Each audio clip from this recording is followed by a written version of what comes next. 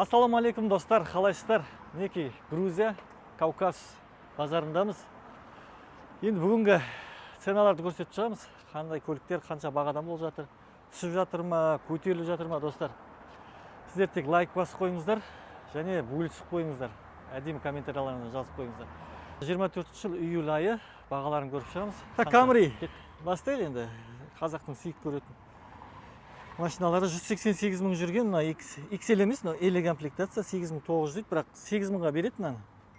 Ешқандай шпаклевка жоқ, мынада простой дискіде 188 мың пробег. Іші сырты жанып тұр. Алейкум ассалам. Қане, ашып жібер, ашық па? Ашып жібер. Плавающий сиденьесімен беркі бойынша 14 жылғы. Мынада удар да минимальный, достар, подушка ашылмаған. Тап-таза бар. Еще арзан, 9500-ге Ақтауға жеткізіп береміз. Атырауға. Обеспечениесін жасап бәрін. Кеттік дальше, елуес. Все, да? Все, спасибо. Мен тексеріп шықтым жаңа мұның бәрін. Так, мынау енді елуес. 11200 доллар сұрап тұр, 66 мың жүрген. 17 жылғы. Мына 10500 сұрап тұр. 76 мың жүрген, 50-естік. Так, достар, 20 мың сұрап, 75 мынау. 20 мың доллар сұрап тұр, 13 мың мил жүрген, 22 жылғы. 75-тердің бағасы дейтін болсаңыздар, достар, плюс-минус эсе комплектациялар 20 мың доллар. Мына 19500, бұл да 75. Мына 21 жылғы екен. 46 мың жүрген. Так, мұны яқтың бәрі Toyota ғой. Әрі бері 70-50 ескілен. Тек Toyota көрсете бермеш дейтіндерге кеттіген ары қарай. Subaru'ларды көрейік. Subaru'лардың бағасы 17.708 мың ғана мил жүрген 22 жылғы. Дерскі, түрлері. 22 жылғылар. Так, мынау аппақ әдем екен. Сора істер деп тұру. 15 мың. 15 мың жүрген, 15 мың сұрап тұр. 21 жылғы. 21 жылғы. 21 енді не то жыл ғой, недоношенный жыл деген сияқты ғой. Первичка төлейсіз, еще растамош қымбат шығады. Двойне шығады сіздерге. Қымбат болып кетеді. 4,5 миллион шығады шығар, полный қазақ болу үшін бұларды. 22-лерге 3,5 шықса, 21-лерге 4,5 шығады. Мынау да 17 жылға 95 мың жүрген, 11300 доллар сұрап тұр, достар.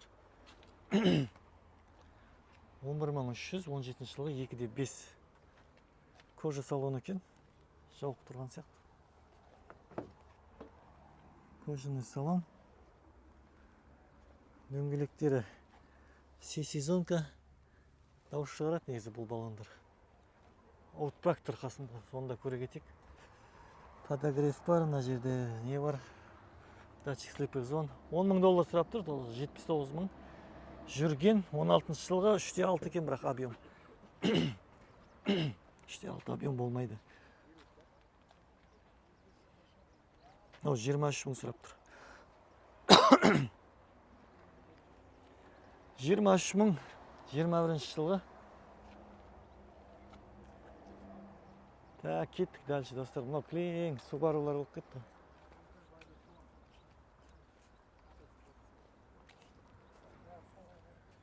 Хайландер.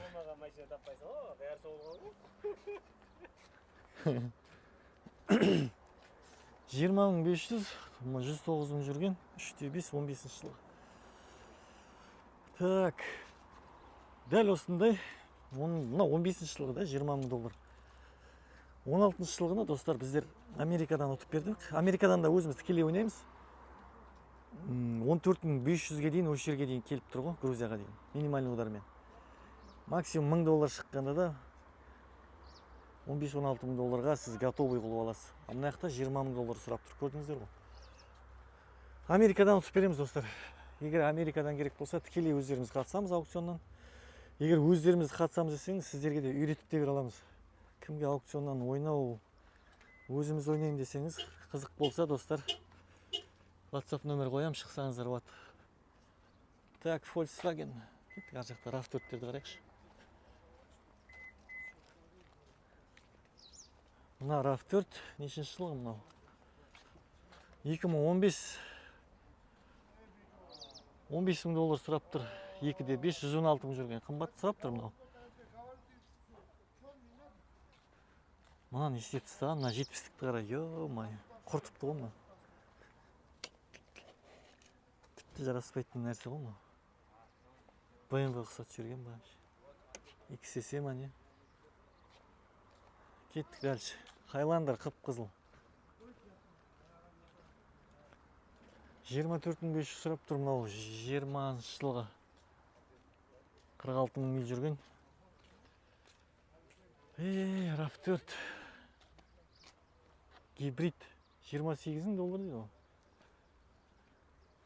2-де 5, 21-ші жылғы 62 мың миль. Гибридтер жақсы негізінен бар. Forerunner. Не свет мынау? На свой свет дейсің ғой, 13 мың жүрген, $34,000 сұрап тұр 2022 жылғы. Барды Грузиядан емес, негізінде Америкадан тұтқан жақсы, 2 ай жүріп келеді. Зато біраз ақша үнемдейсіздер.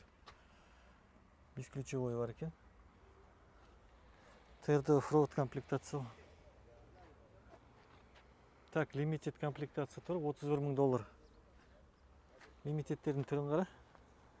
Мынаның түрін қара. Енді далаға жақсы кішкене. Мынау қалаға түрі. 41 мың жүрген. 31,500, 4-тік 20-шы жылғы. Toyota Forerunner'дің бағалары. Так, RAV4, Highlander, Sienna қарай кетейік, Қара Sienna тұр екен маяқта. Тоз жақсы өтетін көліктер, жақсы мінет, қазақтар жанып тұр екен тағы, теп-тегіс. Бағасы да нормально сияқты. Так, 14 мың сұрап тұр достар. Люк 14,500, 120 мың жүрген, 14-ші жылғы 3-те 5. 14-ші жылғының өзі осындай баға сұрап тұр достар. Кеттік енді басқа маркалар қарайық. 19-ші жылғы G30 достар. Әдемі қылып қойған. Негізі дұрыс, рестайлинг қылып жасалған. $28,000, 31 мың жүрген. 19 жылға 3-тік көлем, 540. Қоңыр салонымен подогрев, бесключевой деген сияқты нәрселер көп. Негізі осындай рестайлинг әдемі да, Дореске қарағанда. Артық фарлары. Так, BMW-лардың қатары мынау. Мерседесті де көрсетіп кетейін. Так, $14,000 сұрап тұр. C300, 2-лік объем. 15-ші жылғы. Грузиядағы бағасы $14,000. Мыналардың еще несін қарау керек. Историялары қандай. Негізі историясын осы өзіңіз тікелей аукционнан қатысып, минимальный удармен отырып алғанға жететін нәрсе жоқ. Мынаяқта енді кез келген көліктің историясын ашып қарасаң қатты соғылған болып шығады. Мына екінші ешкі. Ешкінің бағасы $110 мың жүрген. Жоқ, $11,000, $139 мың жүрген. 3-те 5 көлем. Негізі мыналардың 3-те 5 емес, 3-тік түрін алу керек та. Біздің растамошкеге өтетінде. Арзан бағамен өтетін. Енді 3-тен өссе қымбат болып кетеді ғой. Бағасы $11,000. Мынау E-класс па? C-класс екен. C-класс бұл да 2-лік. 18 жылғы 24 мың сұрап тұр. 35 мың жүрген. Алып әдемі екен іштері.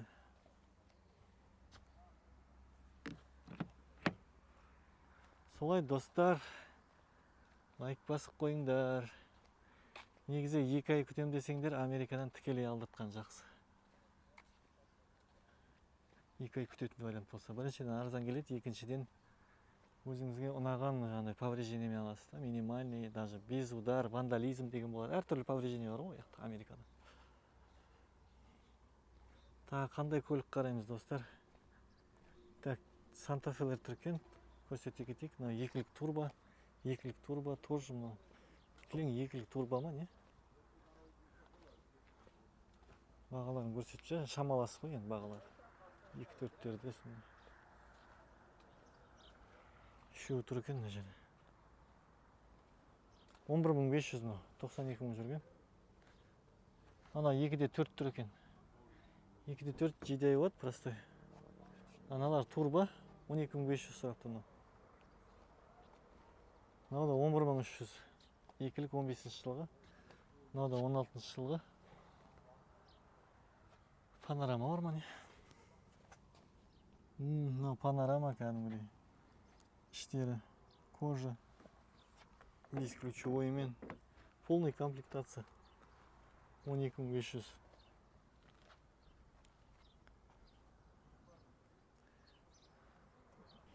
BMW F10. Бұны да көрсете кетейік. Рестайлинг. Дизель дейді бірақ достар. Бағасын қараңдар 18.800 сұрап тұр. Үштік 16 жылғы. Проектісімен. Комплектация. Полный емес еще. Бағасы қымбат сұрап тұр екен.